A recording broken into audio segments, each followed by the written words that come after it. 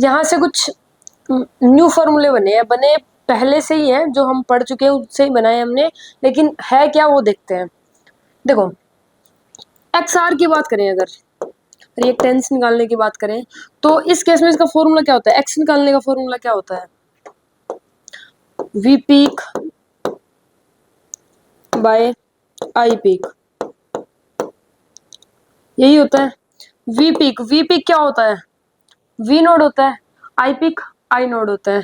We peak मतलब we naught are लिख लें यहाँ पे, क्योंकि आर की बात कर रहे हैं ना, आर कहाँ गया, आ रही है, ठीक है। आई पीक यानी आई नोड, तो यहाँ से एक्स आर की वैल्यू ये आ गई। यहाँ से अगर हम वी नोड आर की वैल्यू निकालें तो क्या आ जाएगी, आई नोड और एक्स आर, ये आ जाएगी। तो यहाँ से अगर वी नोड आर का अगर हम यूज करेंगे आगे, तो इसका फॉर्मूला होगा आई नोड एक्स आर। यहाँ से वी नोड आर का एक नया फॉर्मूला बन गया, क्या बन गया, आई नोड एक्स आर, ठीक है। सेम है, इसमें भी ऐसे ही है। इसमें ऐसे कैसे है, देखो क्या फॉर्मूला होता है। अब हम वी नोट सी की बात कर रहे हैं, सी की बात कर रहे हैं, सी सर्किट की बात कर रहे हैं। यहाँ पे हम बात कर रहे थे आर सर्किट की, यहाँ पे बात करेंगे सी सर्किट के बारे में, ठीक है। सी सर्किट में इसलिए यहाँ पे क्या लिख दिया, एक्सी लिख दे, सी सर्किट की बात हो रही है, एक्सी लिख दिया, ठीक है। एक्सी लिख दिया तो यहाँ पे फॉर्मूला क्या होता है, V peak by I peak. Formula तो सेम ही होता है आर निकालने का। वी पीक कितना हो जाएगा, वी नोट सी हो जाएगा, और आई पी कितना हो जाएगा, आई नोट। तो यहाँ से वी नोट सी का फॉर्मूला क्या बन जाएगा, I note XC, I note XC. अगर वी नोट सी का फॉर्मूला पूछे आगे यूज होएगा, तो उसका फॉर्मूला होता है आई नोट एक्सी, ठीक है। आता कहाँ से, इसी फॉर्मूले से आता है, V peak by I peak से। इतना क्लियर है, ठीक है। यहाँ पे ये भी, अब हम किसकी बात कर रहे हैं, एल सर्किट की बात कर रहे हैं। एल सर्किट की यानी कि क्या करेंगे, यहाँ पे एक्सएल लिखेंगे, इसका फॉर्मूला सेम रहेगा, V peak by I peak, ठीक। पुट करो, वी पिक मतलब वी नोट एल, क्योंकि एल सर्किट की बात कर रहे हैं, यहाँ पे सी सर्किट की बात कर रहे हैं तो यहाँ पे सी पुट किया, यहाँ पे आर सर्किट की बात कर रहे थे तो यहाँ पे आर पुट किया। अब यहाँ पे एल सर्किट की बात कर रहे हैं तो यहाँ पे क्या पुट करेंगे, एल पुट करेंगे, ठीक है। आई पिक मतलब आई नोट, तो यहाँ से अगर वी नोट एल की बात करें तो इसका फॉर्मूला क्या आएगा, आई नोट एक्स एल। तो यहाँ से क्या जाता है, आई नोट एक्स एल, ठीक है। तो ये तीनों फॉर्मूले याद करने हैं, ठीक है। अगर आर की बात करें तो वो हो जाएगा आई नोट एक्स आर, सी की बात करें तो हो जाएगा आई नोट एक्स सी, और एल की बात करें तो हो जाएगा आई नोट एक्स एल। जो इसके साथ लगा हुआ है वो एक्स के साथ ही वही लगेगा। आई नोट तो सेम ही है, तीनों में आई नोट है। अगर वी नोट सी की बात करें तो एक्स सी लगा दो, वी नोट एल की बात करें तो एक्स के साथ एल लगा दो, और वी नोट आर की बात करें तो एक्स के साथ आर लगा दो, ठीक है। तो इन तीनों का यूज होएगा, ये तीनों पता होने चाहिए। कैसे याद करो, चाहे इसे रटो चाहे कुछ भी करो, या फिर ऐसी ट्रिक से करो कि यहाँ पे आ रहा है तो यहाँ पे भी आ रहेगा, लेकिन क्वेश्चन में यूज है तो ये आने चाहिए, ठीक।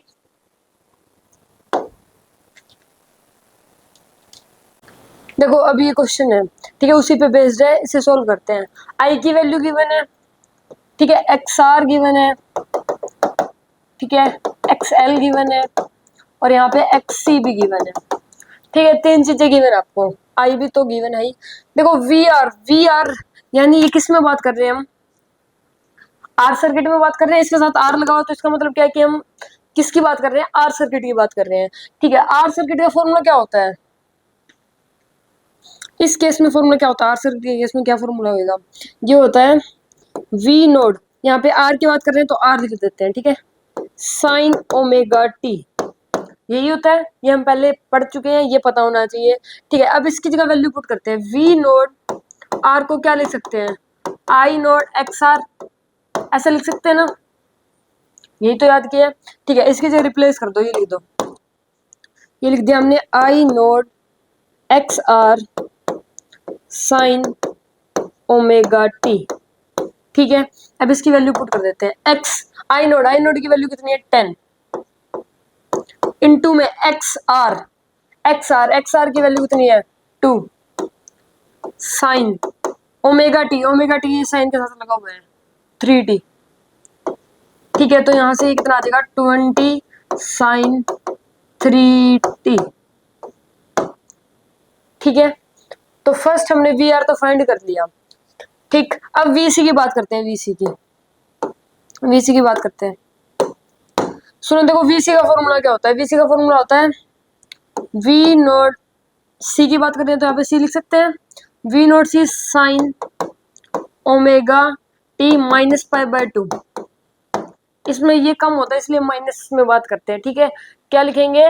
We naught C sine omega T minus pi by 2, ठीक है। अब इसको वी नॉट सी को क्या लिख सकते हैं हम? आई नॉट एक्स सी। तो इसको रिप्लेस करते हैं, क्या लिखेंगे यहाँ पे? आई नॉट एक्स सी, ठीक है, sine omega T minus pi by 2, ऐसा लिख सकते हैं। डन है यहाँ तक? ठीक है, वैल्यू पुट करते हैं। आई नोड की वैल्यू कितनी है? 10 इनटू में एक्स सी की वैल्यू कितनी है? ये रही, ये एक्सएल की है, कहीं ये वाली पुट कर दो, एक्स सी की देख के पुट करनी है। 4 साइन ओमेगा टी तो 3t रहेगा क्योंकि गिवन है हमारे पास माइनस में माइनस पाई बाय 2।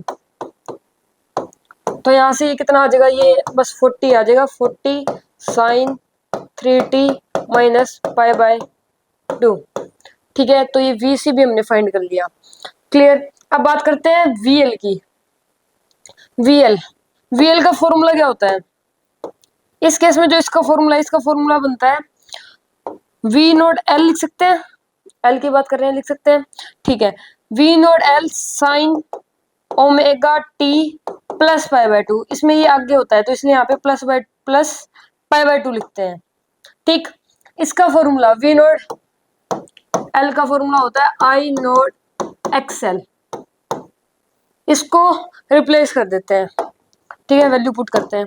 ये जगह I naught X L sine omega T plus pi by 2, यानी कि आई की वैल्यू है 10। अब एक्सएल की वैल्यू गिवन है 6, तो sign omega T plus pi by 2, ठीक है।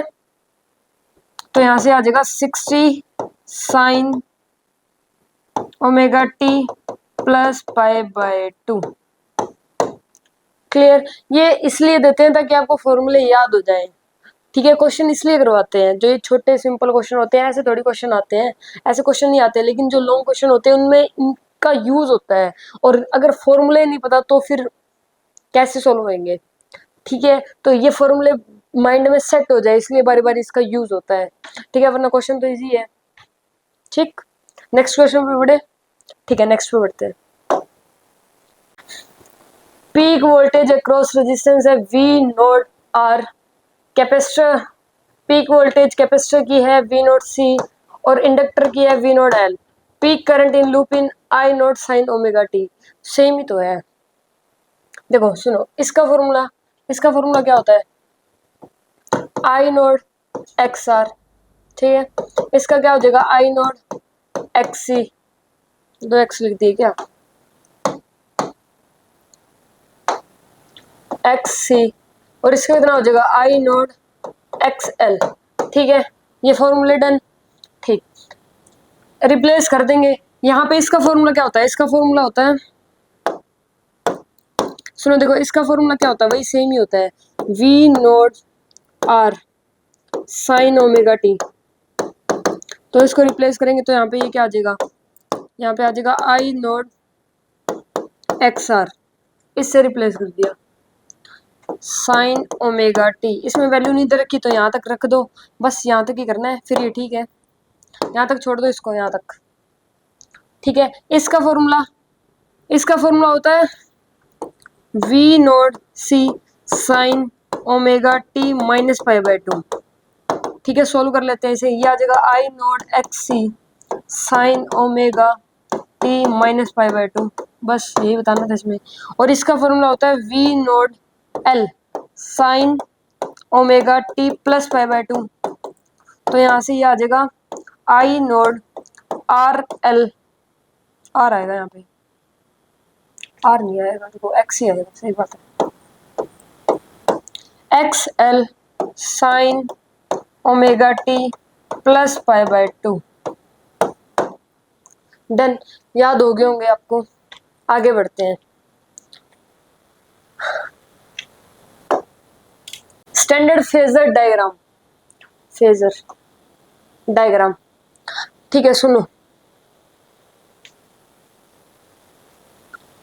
देखो ये यहाँ पे ये रेफरेंस होता है, रेफरेंस यही होता है, इसे लेके चलते हैं। गिवन नहीं है तो ये लेके चलेंगे। सुनो देखो इस केस में क्या होता है, अगर हम आर सर्किट की बात करें, क्योंकि हमने अलग अलग फेजर डायग्राम तो सबके पढ़ रखे हैं, आर सर्किट भी पढ़ रखे हैं, सी सर्किट भी पढ़ रखे हैं और एल सर्किट भी पढ़ रखे हैं। तो अगर आर सर्किट की बात करें तो आर सर्किट में फेजर डायग्राम कैसा बनता है, ऐसे ही बनता है। आई नोड भी इधर होता है और वी नोड भी इधर ही होता है। आई नोड तो इधर ही रहेगा, तीनों केस में आई नोड इधर ही होता है। पहले हमने याद कर रहे हैं तो आई नोड क्या था तीनों केस में, इस तरफ ही था, रेफरेंस इसे लेके चलते हैं, आई नोड इधर रहेगा, ठीक है। आर सर्किट में, आर सर्किट की अगर बात करें, आर सर्किट की अगर बात करें तो इस केस में क्या होता है, आई नोड और वी नोड दोनों सेम डायरेक्शन में होते हैं, दोनों क्या होते हैं, सेम डायरेक्शन में होते हैं, ठीक है। अगर सी सर्किट की बात करें, सी सर्किट, सी सर्किट में क्या होता है, ये वी नोड कम होता है आई नोड से, तो इसलिए नीचे दिखाते हैं।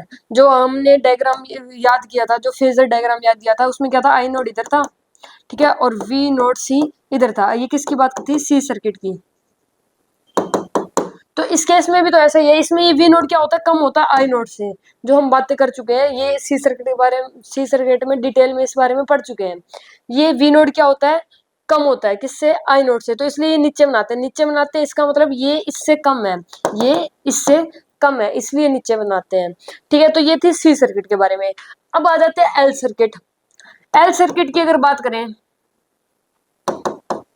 तो एल सर्किट में क्या होता है, ये वी नोड ये ज्यादा होता है आई नोड से, तो इस केस में हमने ये ऐसा पढ़ा था कि वी नोड एल इधर आएगा और आई नोड इधर आएगा, ये तो रेफरेंस ही है, तो आई नोड तो इधर, ये तीनों केस में इधर रहेगा। लेकिन एल सर्किट की बात करें तो उसमें वी नोड ज्यादा होता है, तो इसलिए ऊपर बनता है, कम होता वी नोड तो ये नीचे बनता, ऊपर ज्यादा है तो इसलिए ऊपर बनाया है, ठीक है। जैसे इसमें देखो वी नोड कम है तो इसलिए नीचे बनाया है।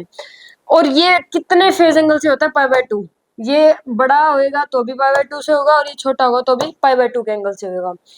तो अगर ये बोलते हैं ये तीनों का मिक्स है, मतलब ये स्टैंडर्ड फेजर डायग्राम है, इसे ही स्टैंडर्ड फेजर डायग्राम बोलते हैं।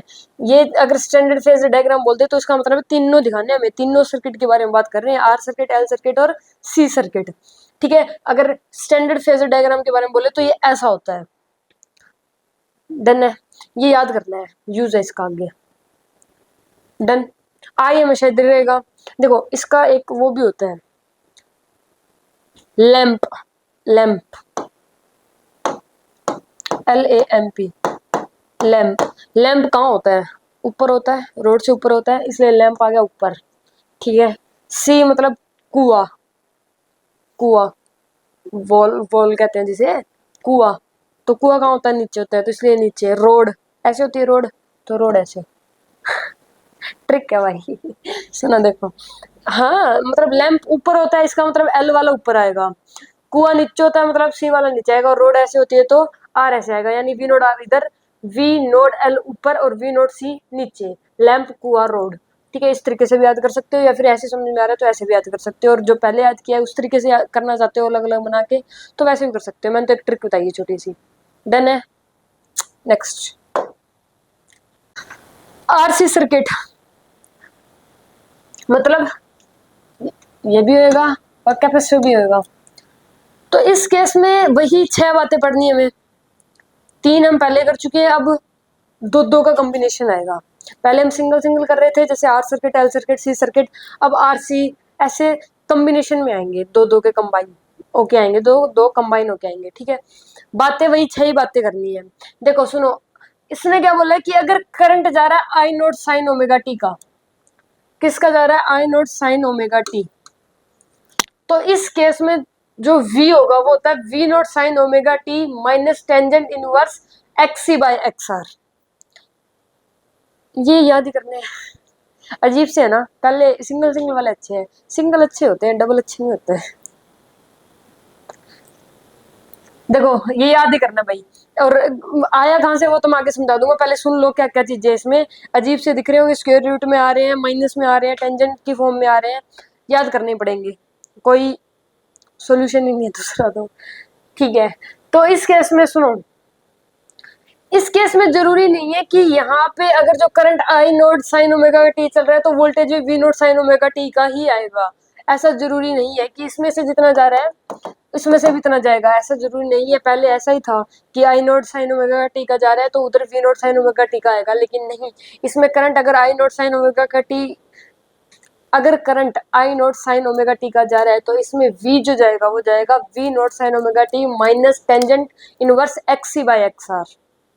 आएगा कैसे वो मैं आगे बता दूंगा, पहले ये सुन लो। और यहाँ पे जो डेल्टा फाई यानी फेज डिफरेंस, फेज डिफरेंस हो जाएगा, देखो इसके, चलो फेज डिफरेंस तो वैसे भी समझ में आ जाएगा, but soon low phase difference ये हो जाएगा क्योंकि इसमें से माइनस करेंगे तो यही बचेगा ना, कि ये और ये सारा तो कैंसिल ही हो जाएगा, यही बचेगा। तो फेज डिफरेंस आ जाएगा tangent inverse X C by X R. ठीक है, पावर फैक्टर होता है X R by X C का स्क्वायर प्लस एक्स आर का स्क्वायर पूरे का अंडर रूट। एक बार सुन लो, मैं बताऊंगा कहाँ से आए, फिर याद तो फिर भी करने हैं। एवरेज पावर, तो इसका फॉर्मूला क्या होता है, इसका फॉर्मूला होता है V R M S I R M S into में cos delta phi. Cos delta phi की वैल्यू यही है तो इसको यही पुट कर दो। ठीक है, तो ये क्या आ जाएगा V R M S I R M S X R divided by X C का स्क्वायर प्लस एक्स आर का स्क्वायर पूरे का रूट। इसका जो फेजर डायग्राम बनता है वो कुछ ऐसा बनता है, आई नोड क्योंकि रेफरेंस इसे लेके चलते हैं, आई नोड इधर ही आएगा, इसका जो वी नोड है वो इधर आता है, और ये डेल्टा फाई, ये एंगल डेल्टा फाई होता है, एंगल इन दोनों के बीच का डेल्टा फाई होता है।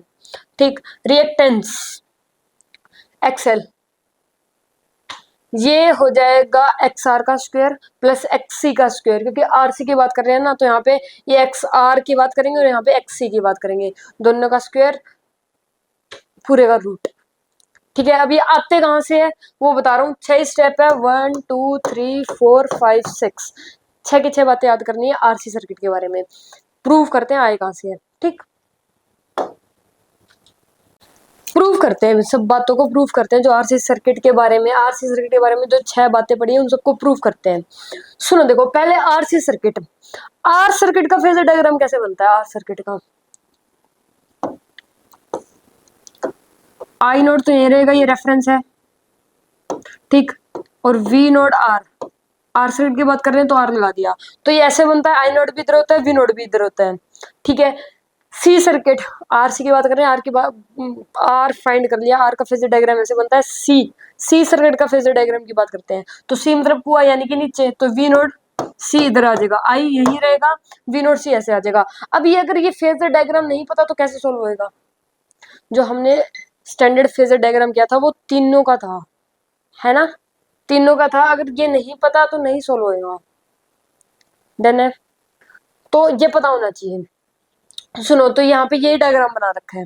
ठीक है, अब सुनो देखो, एक इधर एक इधर, इसका रिजल्टेंट लेंगे ना, रिजल्टेंट लेंगे, रिजल्टेंट कैसे लेते हैं, ये वेक्टर में सीखते हैं। ठीक है, +1 में वेक्टर में सीखते हैं, मान लो एक इधर वेक्टर है एक इधर वेक्टर है, उसका रिजल्टेंट निकालना है, रिजल्टेंट निकालना है तो इस केस में करते हैं इसका स्क्वायर प्लस इसका स्क्वायर पूरे का अंडर रूट, वहां से रिजल्टेंट आ जाता है। तो रिजल्टेंट क्या आएगा, वी नोट ही आएगा रिजल्टेंट, तो ये वी नोड आ रहा है, ये वी नोड सी है, तो इन दोनों का रिजल्टेंट क्या आएगा, वी नोड आएगा, और ये बीचों बीच नहीं आएगा, थोड़ा ऊपर नीचे हो सकता है, बीचों बीच नहीं आएगा, अगर दोनों की वैल्यू सेम होती तो बीचों बीच आता है, अगर दोनों की वैल्यू सेम नहीं है तो बीचों बीच नहीं आएगा।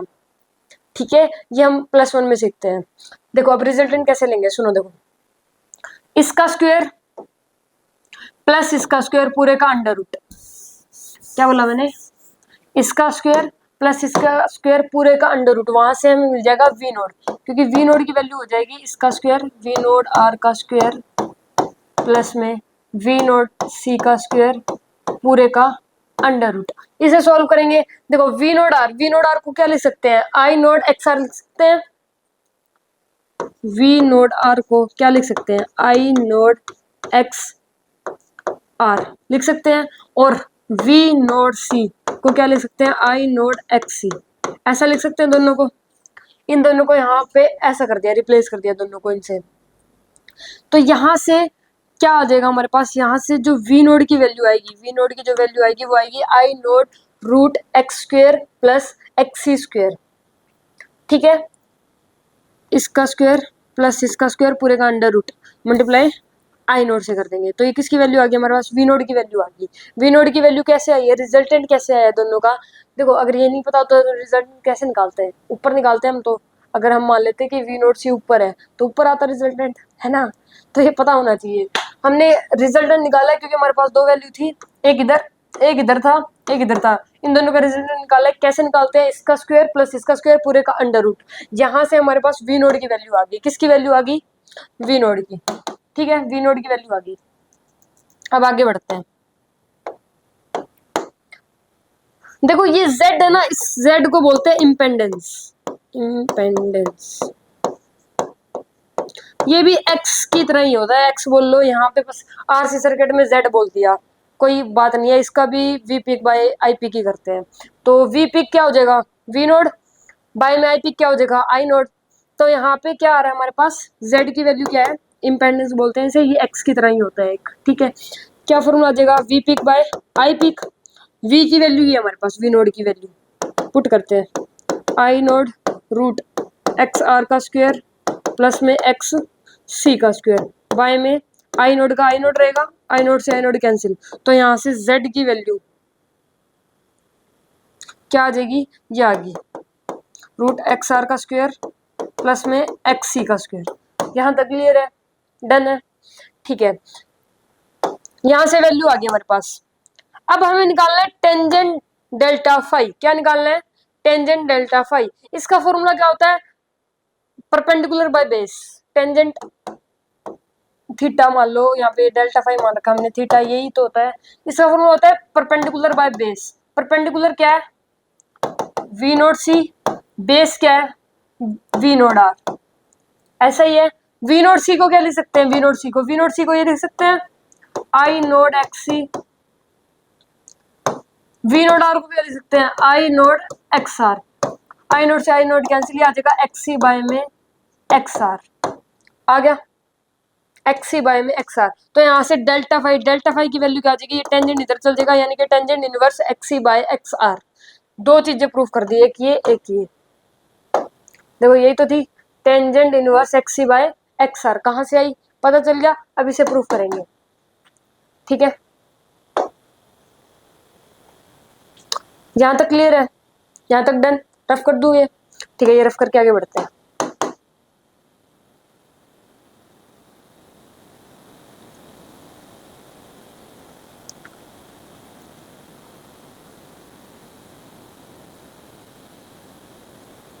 सुन लो, अब इसका फॉर्मूला क्या होता है, इसे भी रफी कर देते हैं यार। देखो वी नोड का फॉर्मूला क्या होता है, वी नोड का, वी नोड का फॉर्मूला होता है वी नोड, ठीक है, sine omega T plus delta phi, sorry minus delta phi. ठीक है, अब इसमें वैल्यू पुट करते हैं। वी नोड की वैल्यू क्या हुआ, वी नोड की वैल्यू क्या है हमारे पास, ये है, ये पुट कर दी। यहाँ तक आ गई वी नोड की वैल्यू, ये वी नोड की वैल्यू है, यही है ना, I naught X square plus X C square पूरे का अंडर रूट। लिख दिया sine omega T as it is. Delta phi की वैल्यू क्या है हमारे पास, tangent inverse X C by X R. लिख दिया। तो यहाँ से ये v की वैल्यू आ जाती है, यानी कि अगर करंट हम चला रहे हैं आई नॉट साइन ओमेगा टी का, करंट कितने का चला रहे हैं, आई नॉट साइन ओमेगा टी का, तो इस केस में जो v नॉट की वैल्यू है वो कितनी होती है, v naught sine omega T minus tangent inverse X C by X square. ठीक है, और ये कर दिया प्रूफ भी, डन है। ठीक है, अब cos डेल्टा फाई निकालना है। cos थीटा का फॉर्मूला होता है b बाई एच। क्या होता है, b बाई एच होता है। h नहीं है हमारे पास, बेस तो है, तो h निकालेंगे यहाँ से। कैसे निकालेंगे, सुनो देखो, टेंजेंट थीटा का फॉर्मूला था X C by X R, ये आया था हमारे पास, यानी कि एक्स सी का मतलब यही है और एक्स आर का मतलब यही है, यानी कि परपेंडिकुलर बाय बेस। यहां तक क्लियर है, परपेंडिकुलर बाय बेस आ गया हमारे पास। हाइपोटेनिस कैसे निकालते हैं, इसका स्क्वायर प्लस इसका स्क्वायर पूरे का अंडर रूट यानी कि पी का स्क्वायर यानी कि एक्स सी का स्क्वायर, एक्स सी का स्क्वायर प्लस में बी का स्क्वायर यानी कि इसका स्क्वायर एक्स आर का स्क्वायर पूरे का अंडर रूट। तो यहाँ से आ जाएगा एच, एच आ गया, ठीक है एच आ गया हमारे पास। अब हमें निकालना cos delta five, cos delta five निकालना, इसका फॉर्मूला होता है B by H, B by H होता है ना, बी बाई एच। बेस तो है हमारे पास वी नोड आर, क्या है नहीं बेस ये वाला लेके चलेंगे एक्स आर, एक्स आर लेके चलेंगे, ठीक है एक्स आर बाय में एच, एच अभी फाइंड किया क्या है root x C square plus में एक्स आर स्क्वेयर, ये हो जाएगा कोस डेल्टा फाइव का फॉर्मूला। और यही फॉर्मूला हम याद कर रहे थे, यही कर रहे थे ना, X R by X C square plus X R square पूरे का अंडर रूट, यही तो याद कर रहे थे। प्रूफ कर दिया, प्रूफ कर दिया ना, ये डन है। और इसका फॉर्मूला होता है एवरेज पावर, एवरेज पावर का फॉर्मूला क्या होता है V R M S into में I R M S into में कोस डेल्टा फाइव। तो ये V R M S into में आई आर एम एस ये सेम रहेगा, कोस डेल्टा फाइव की जगह पुट कर दो X R by root X R का स्क्वायर प्लस में एक्स सी का स्क्वायर, ये आ जाएगा हमारे पास एवरेज पावर। किसका फॉर्मूला आ जाएगा ये एवरेज पावर का। तो याद क्या, याद वही बातें करनी है 6 की 6, ये इनका प्रूफ था, ये आती कहां से है, ठीक है।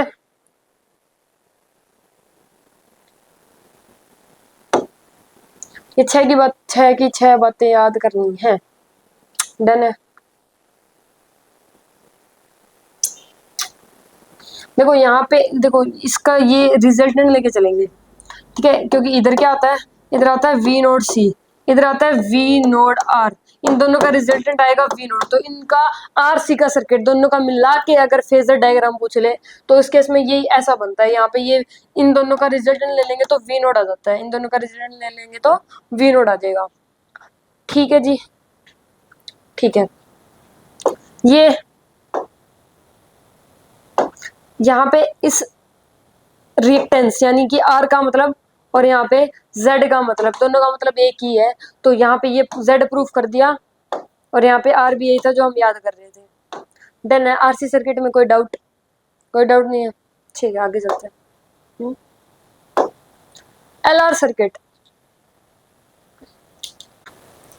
देखो, इसमें अगर करंट चला रहे हैं I naught sine omega T का, क्या करंट चला रहे हैं I naught sine omega T का, तो इस केस में जो v है v हो जाता है v naught sine omega T plus tangent inverse XL by X are.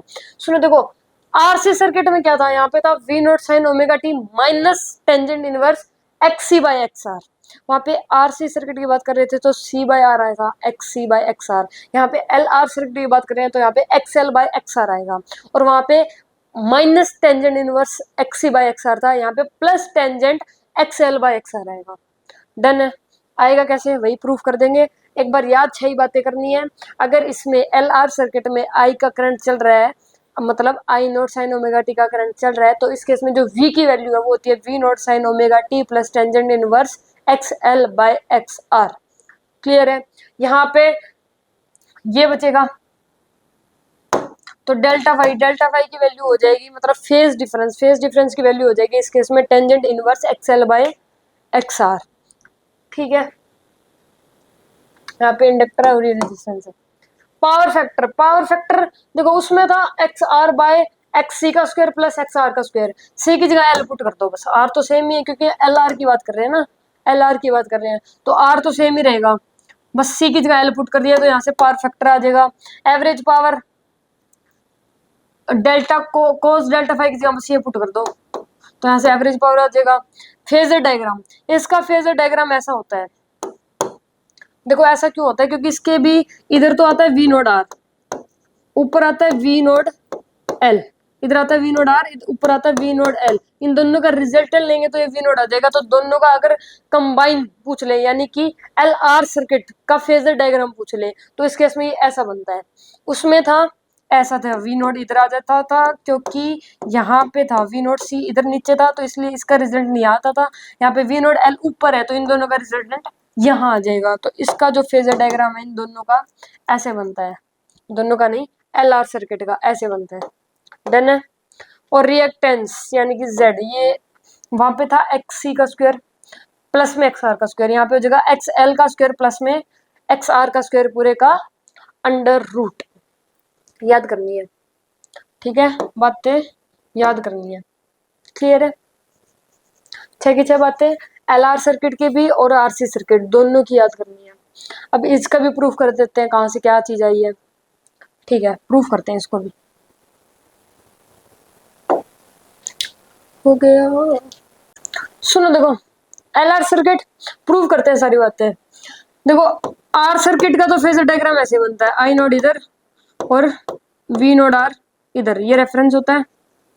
और एल सर्किट में वी नोड क्या हो जाता है, वी नोड एल इधर आ जाएगा और आई नोड इधर रहता है। तो इसका ये क्या बन जाता है, एक दोनों का फेजर डायग्राम बना दिया हमने। ठीक है, वी नोड की वैल्यू चाहिए हमें, वी नोड की वैल्यू यानी रिजल्टेंट चाहिए इनका। रिजल्टेंट इधर आएगा, बिल्कुल बीचों बीच नहीं आता, थोड़ा ऊपर नीचे आता है, क्योंकि इन दोनों की वैल्यू सेम नहीं है। दोनों की वैल्यू सेम होती तो रिजल्टेंट बीचों बीच आता है। अगर मान लो वेक्टर में बात करें तो मान लो एक वेक्टर 10 यहाँ पे है, एक वेक्टर 10 यहाँ पे है, तो रिजल्टेंट जो आएगा वो दोनों के बीचों बीच आता है। लेकिन एक जगह मान लो 10 है और एक जगह 20 है, तो बीचों बीच नहीं आएगा, तो बीचों बीच नहीं आएगा। डन है?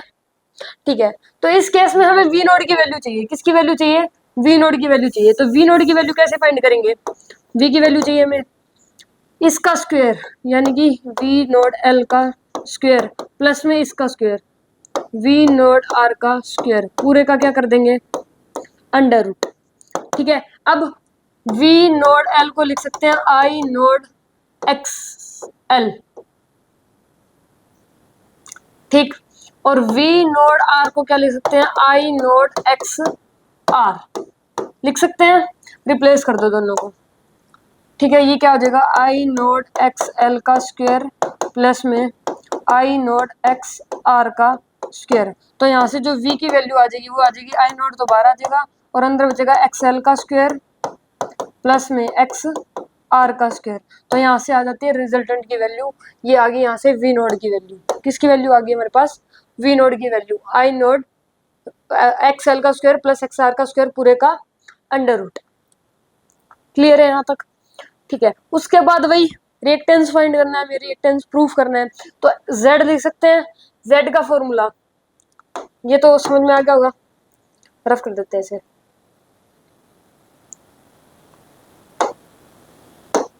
z का फॉर्मूला होता है v नोड बाय आई नोड, यही होता है, मतलब इसकी पीक वैल्यू और इसकी पीक वैल्यू। तो v नोड की जगह हम ये पुट करेंगे क्योंकि हमने फाइंड किया है। तो आ जाएगा आई नोड रूट एक्स एल का स्क्वायर प्लस में एक्स आर का स्क्वायर बाय में आई नोड से आई नोड कैंसिल, ये आ जाएगा रूट एक्स एल का स्क्वायर प्लस में एक्स आर का स्क्वायर। ये क्या आ गया हमारे पास, आर की वैल्यू आ गई। डन है? ठीक है, ये आ गई हमारे पास आर की वैल्यू, यही है ना, हाँ यही है। अब हमें फाइंड करना है delta phi, delta phi find करना है, ये डेल्टा फाई इन दोनों के बीच का एंगल फाइंड करना है। कैसे करेंगे, इधर कर लेते हैं, चलो ये थोड़ा देखो। इसका फॉर्मूला होता है perpendicular by base, tangent theta का निकालने का फॉर्मूला होता है परपेंडिकुलर बाय बेस। हमें फाइंड बात किसी करनी है, टेंजेंट डेल्टा फाई की करनी है ना, तो इसका परपेंडिकुलर देख लो। परपेंडिकुलर क्या है, ये है, और बेस क्या है, ये है वी नोड आर। ये परपेंडिकुलर ही है और ये क्या है, बेस है, ये तो पता होगा। ठीक है, तो यहाँ से अब इसको क्या ले सकते हैं, ये ले सकते हैं आई नोड एक्सएल और इसको ले सकते हैं I naught X R. I naught से आई नोड कैंसिल, तो ये आ जाएगा X L by X R. तो यहाँ से टेंजेंट फाई, तो फाई की वैल्यू क्या आ जाएगी, tangent inverse X L by X R. ये आ गई tangent inverse X L by X R, delta phi की वैल्यू आ गई हमारे पास। क्या हम यही याद कर रहे थे, tangent inverse X L by X R. Clear? दोनों के डेरिवेशन सेम तरीके से ही है, बस एक्स की जगह एक्स एल पुट किया है और कुछ नहीं किया। अब आते हैं हमारे इस पे,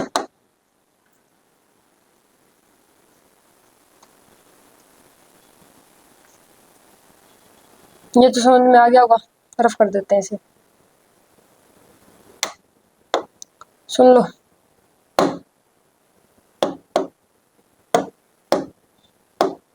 ये ठीक है। देखो वी नोड की, इसकी जो फॉर्मूला होता है, इसका फॉर्मूला होता है वी नोड का, वी का सॉरी वी का फॉर्मूला होता है V naught sine omega T plus delta phi. ठीक है,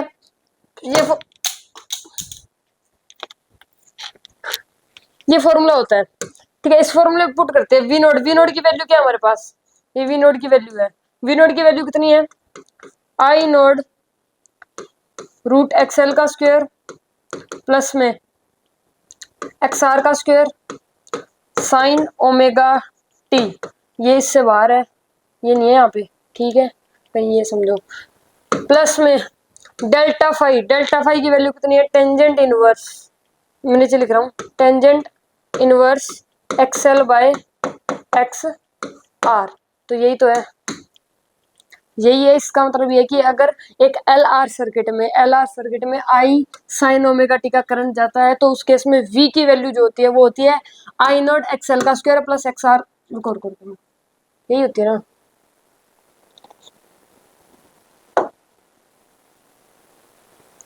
हाँ मतलब इसे ऐसे बोल लो, क्योंकि ये भी क्या है, वी नोड ही है। ऐसे बोल लो क्योंकि ये सारा क्या है, वी नोड ही है ना ये यहाँ तक। इसे ऐसे बोल सकते हैं V naught sine omega T plus tangent inverse XL by X R, या फिर ऐसे बोल सकते हैं कि आई नोट रूट एक्सएल का स्क्वायर प्लस एक्स आर का square sine omega T plus tangent inverse XL by X R, ऐसे भी बोल लो, या फिर ऐसे बोल सकते हैं, क्योंकि वी नोड की वैल्यू क्या थी, वी नोड की वैल्यू वही है ना, आई नोड एक्स एल का स्क्वायर प्लस एक्स आर का स्क्वायर। तो दोनों ठीक है, प्रूव कर दिया हमने यहाँ से। अब बात करते हैं इसकी, एच। एच कैसे आएगा, देखो टेंजेंट, इसका फॉर्मूला क्या था, एक्सएल बाय एक्स आर। क्या आया था, एक्सएल बाय में एक्स आर, यानी कि ये होता है perpendicular by base. Perpendicular by base होता है, हमें एच चाहिए। एच में क्या करते हैं हम, परपेंडिकुलर का स्क्वायर प्लस बी का स्क्वायर पूरे का अंडर रूट, यानी कि एक्सएल का स्क्वायर प्लस में एक्स आर का स्क्वायर पूरे का अंडर रूट, यही करते हैं। तो अब हमें कोस डेल्टा फाई की वैल्यू चाहिए, वो होती है बी बाई एच। क्या होती है, बी बाई एच, यानी बेस। बेस तो हमारे पास एक्स आर और एच। एच की वैल्यू है एक्स एल का स्क्वायर प्लस में एक्स आर का स्क्वायर पूरे का अंडर रूट। ठीक है, ये आ जाती है कोस डेल्टा फाई की वैल्यू। किसकी वैल्यू, कोस डेल्टा फाई की वैल्यू। डन है। एवरेज पावर का फॉर्मूला क्या होता है, एवरेज पावर का फॉर्मूला, कोई कलर ही नहीं अच्छा। एवरेज पावर का फॉर्मूला होता है V R M S into में I R M S into में कोस डेल्टा फाई, ये होता है। तो V R M S same, I R M S same, cos delta phi की वैल्यू हमें पता है, ये है एक्स आर बाय में रूट एक्स एल का स्क्वायर प्लस में एक्स आर का स्क्वायर। डन। तो यहाँ से सारी बातें प्रूव भी कर दी। तो एक्सेल ज्यादा ही कुछ कलरफुल नहीं होगा, ठीक है, कोई ना। आरसी सर्किट, एलआर सर्किट के बारे में छह बातें याद होनी चाहिए। अब लास्ट एक रह गया हमारा, 6 कंप्लीट बातें हो जाएगी। एसी की जो 6 फॉर्म थी, जो 6 सर्किट थे एसी के, वो सारे हो जाएंगे। लास्ट रह गया, वो करते हैं। डन है। पहले क्वेश्चन है,